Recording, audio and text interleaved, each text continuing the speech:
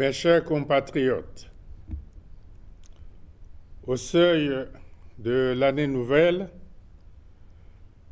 je voudrais saluer la mémoire et rendre un hommage mérité à tous ceux qui nous ont quittés en 2023 en rappelant au bon souvenir de la nation leur contribution à la modernisation de notre pays, engagé dans sa marche vers le développement. Mes chers compatriotes, le 28 novembre dernier, devant le Parlement réuni en congrès, j'ai dressé dans mon message sur l'état de la nation un bilan rigoureux mais objectif de l'action gouvernementale courant 2023. Nonobstant les incertitudes induites par un contexte mondial difficile, notre pays connaît une embellie perceptible de son économie, annonçant des perspectives de croissance durable, et ce, à la grande satisfaction de nos partenaires au développement. En renouant avec la croissance, le Congo amorce son retour aux équilibres macroéconomiques. Nous sommes donc sur la bonne voie. Pour consolider ces acquis, nous devons accélérer en 2024 les réformes structurelles de notre économie. Ces efforts sont le résultat d'une œuvre collective qui a engagé l'ensemble de notre peuple, toujours résilient malgré les conséquences de l'inflation des prix des produits de grande consommation, consécutive à de nombreux facteurs, notamment la guerre russo-ukrainienne, les retombées de la pandémie de Covid-19. J'ai toujours été à votre écoute et je suis conscient de vos attentes. C'est pour cela que les gains de la croissance de notre économie, ainsi que les réformes sociales majeures à venir,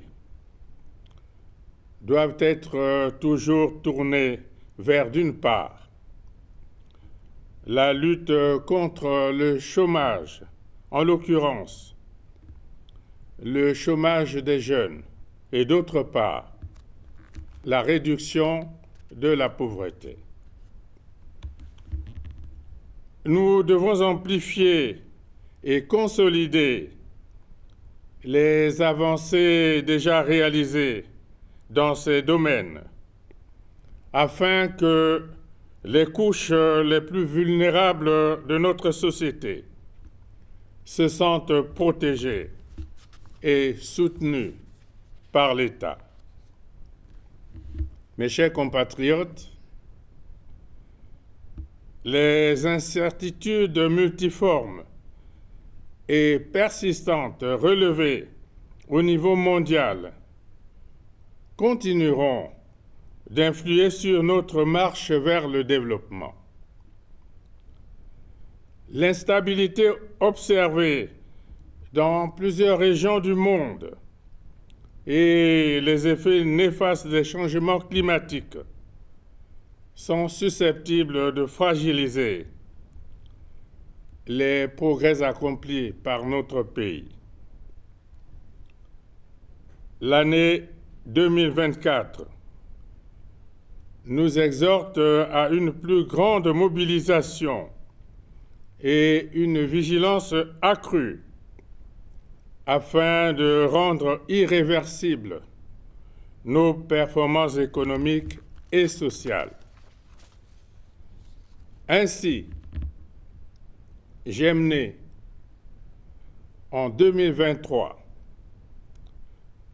différentes initiatives de médiation en vue de restaurer la paix et la sécurité dans certains foyers de tension et autres zones de conflit à travers le monde, tout en prenant une part active au renforcement de la stabilité de notre sous-région.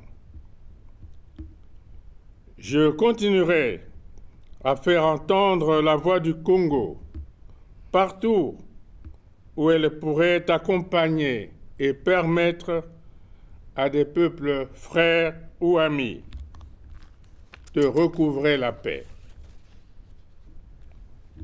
Dans la même veine, notre pays s'est porté depuis plusieurs décennies à l'avant-garde de la lutte contre les changements climatiques.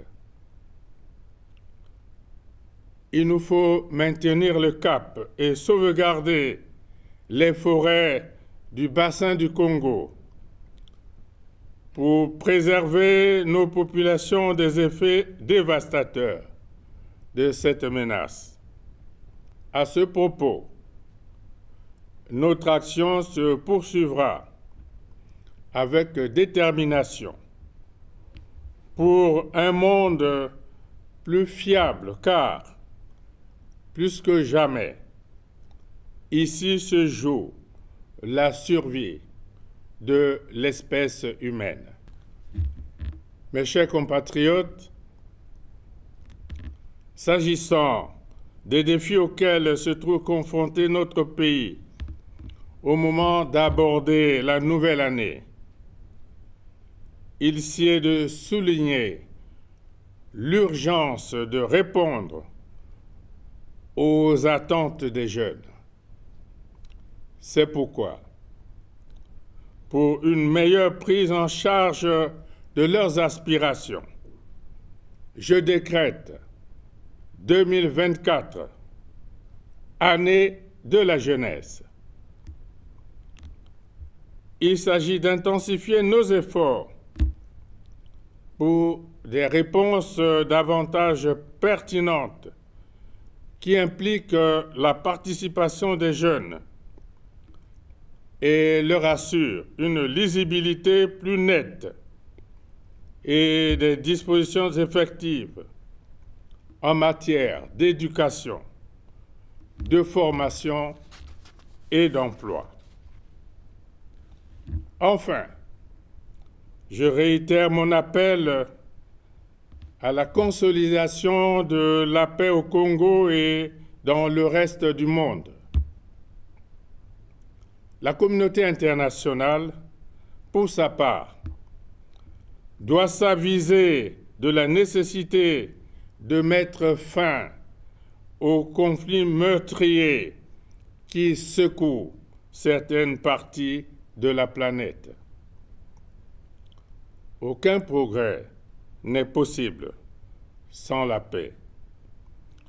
D'où l'exigence renouvelée de mobilisation et de vigilance pour notre pays, afin de parer à toute velléité ou tentative de déstabilisation de nos institutions.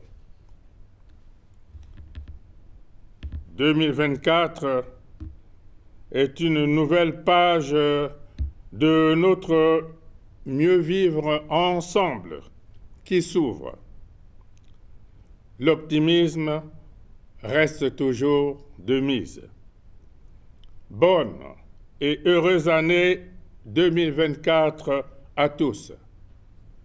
Vive la République, vive le Congo. Je vous remercie.